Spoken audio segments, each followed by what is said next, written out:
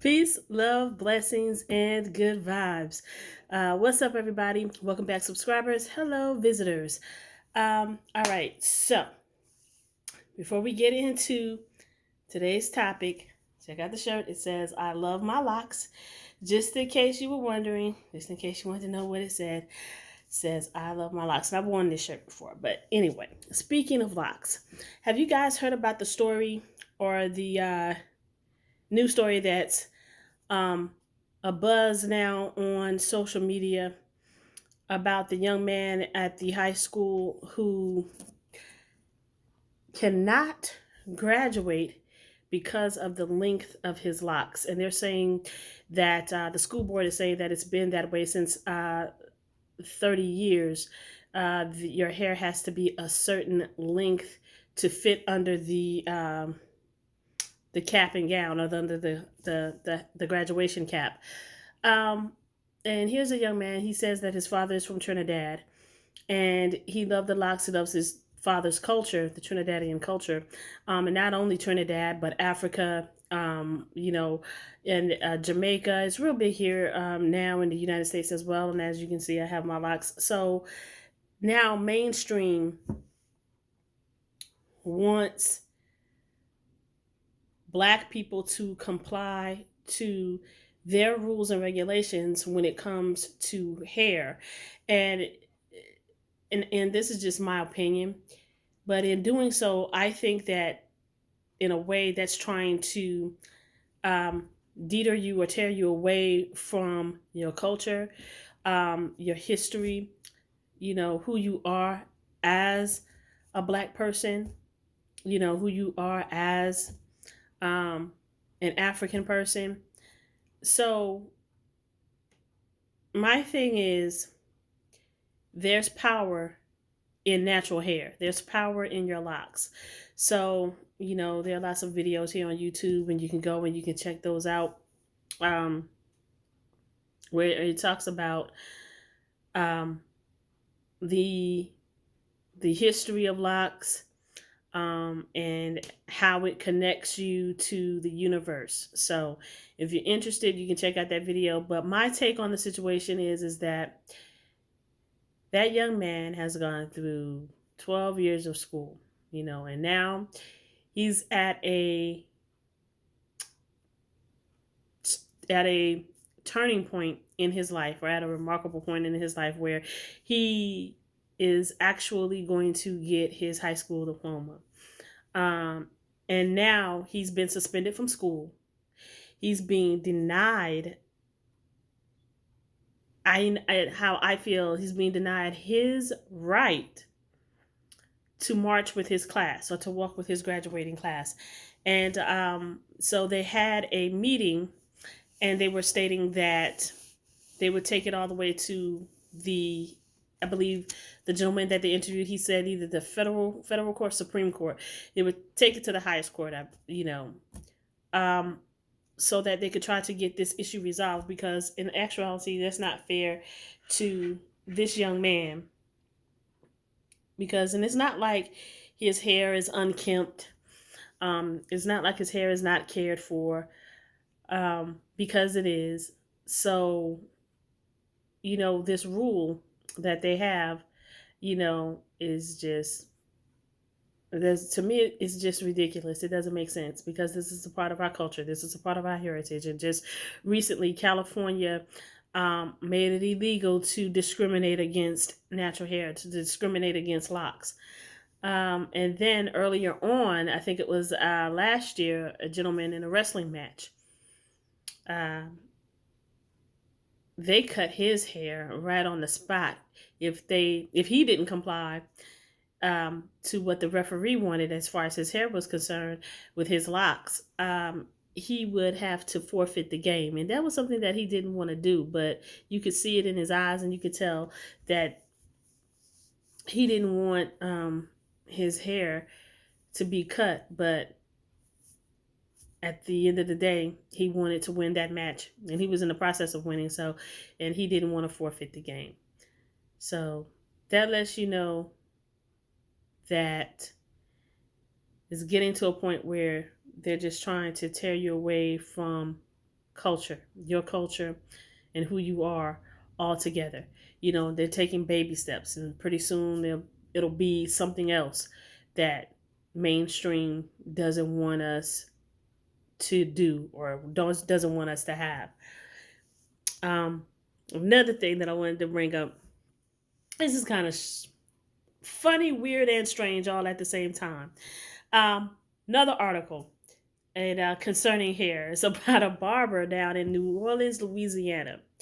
Um, he would cut his client's hair, and he would take the hair and he would make voodoo dolls out of his client's hair, and he would put these specific spells or curses on his clients, um, and then he would tell them, you know, hey, if you're experiencing this, that, and the third, you know, he said, well, I can remove that for you for a fee. And then for the women, he would ask them for sexual favors.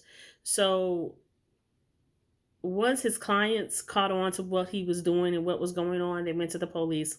Police investigated, so he was arrested, and now he's out on bond, and he's due back in court in October.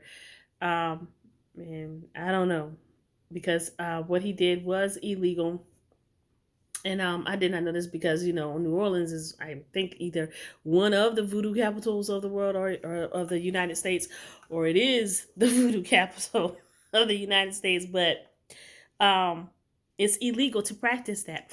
And the thing about voodoo is that there's positive aspects of it, and then there's the negative aspects of it. And he was performing the negative aspects of it.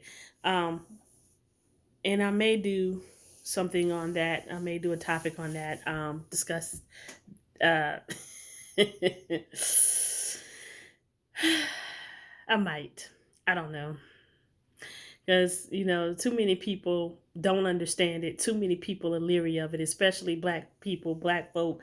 Um, but it's a part of your history. It's a part of your culture. So I think you need to learn about it.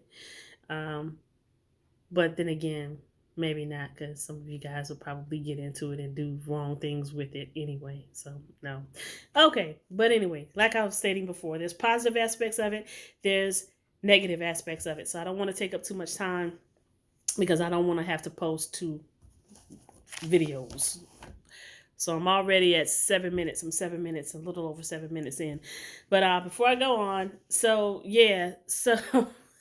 Since he knows voodoo, he may be able to get himself off and to get himself out of this bind that he's in down in New Orleans. All right. Anyway, moving on. Let's talk about this real quick.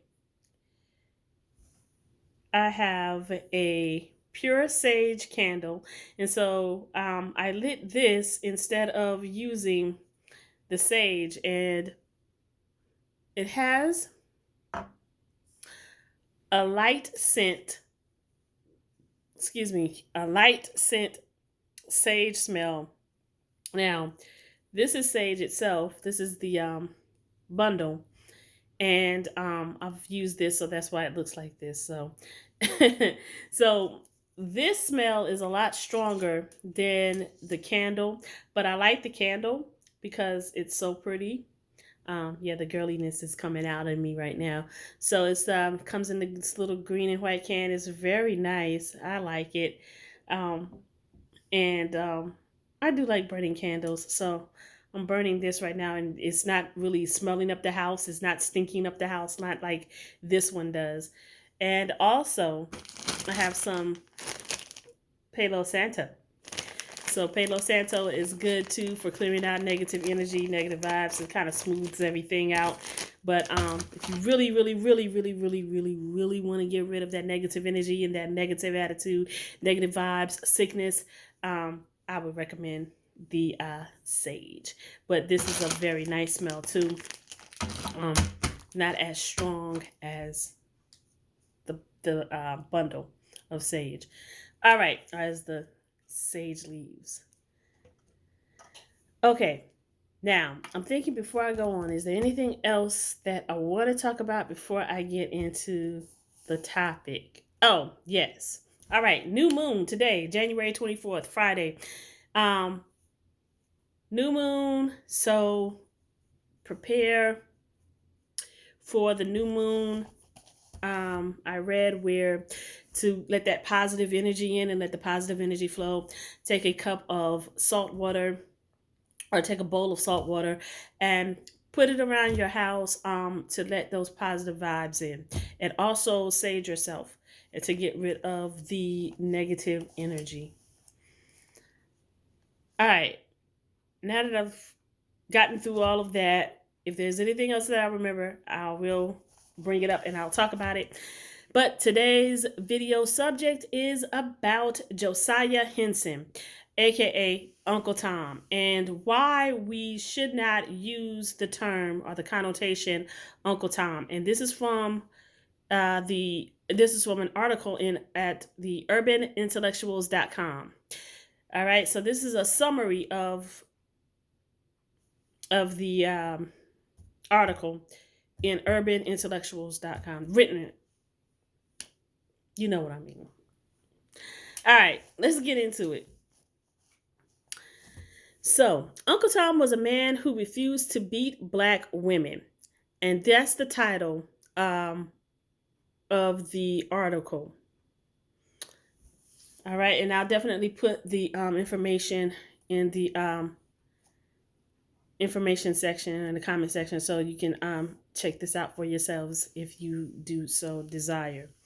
All right, so Josiah Henson was an author, abolitionist, and minister. He was born into slavery in Port Tobacco, Charles County, Maryland. Henson escaped to Upper Canada in 1830. This is where he founded a settlement and laborers' school for other fugitive slaves near Dresden in Kent County, Upper Canada of British Columbia. So the article makes a plea for the people in the black community to stop using the term Uncle Tom because Uncle Tom really refers to passive, non-aggressive, and that's not what Josiah Henson was. That's not who he was. And I'm going to get into how the term Uncle Tom came about. So the article goes on to say that it was other blacks who turned Josiah Henson's name into a negative connotation. New Age blacks of the new time or of the time felt his image was too passive, or in other words, he was too soft. But he was anything but that. So the term Uncle Tom came about in Harriet Beecher Stowe's book, Uncle Tom's Cabin. And this is where she watered down Josiah Henson's Josiah Henson. This was kind of a book that kind of reflected Josiah Henson, but she watered down his character. She watered down who he really was. She made him a passive character, and she didn't tell the original story of Josiah.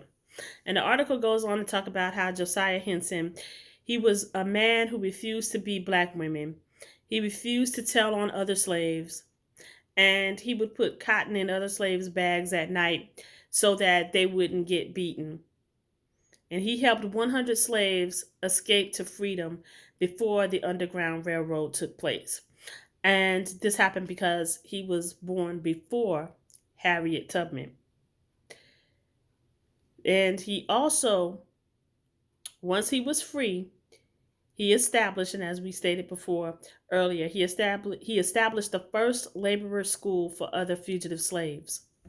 So why is this important? It's important that we know our history. It's important that we know who the warrior class were and who the passive ones were. So, learning this information about Josiah Henson, it definitely turns a new perspective, or it gives you a new perspective, I should say, on the terminology Uncle Tom, and why we have certain people within our community, we would look at them as Uncle Toms because of how they disrespect the community, right? And the things that they do and how they kiss up to other ethnicities and other folk instead of riding for their own people. So we would call them sellouts. We would call them coons. But let's stop using the term Uncle Tom. Right. Peace, love, and blessings. Thank you so much for watching.